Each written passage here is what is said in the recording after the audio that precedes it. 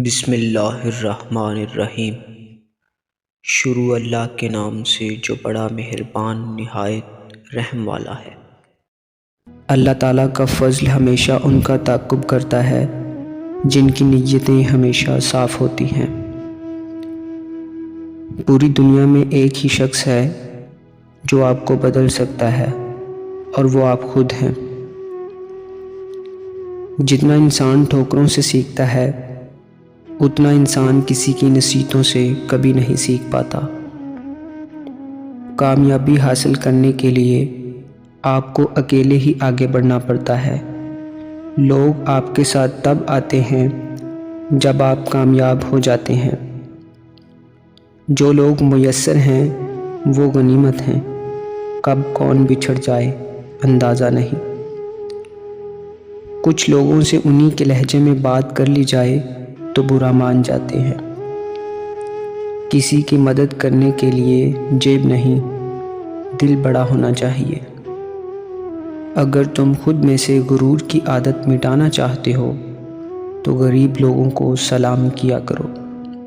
جب خلقت کے پاس جاؤ تو زبان کی نگہداشت کرو۔ جس نعمت میں شکر ہے اس کو زوال نہیں، اور جس نعمت میں کفر ہے اس کو بقا نہیں۔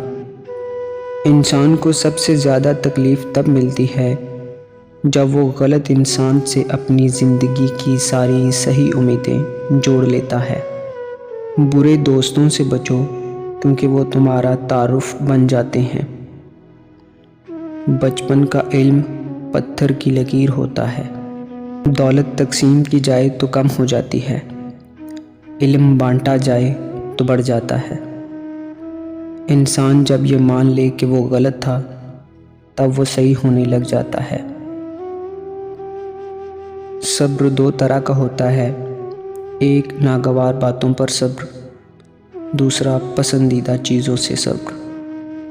انسان سب سے زیادہ ادھورے وعدے اپنے آپ سے کرتا ہے۔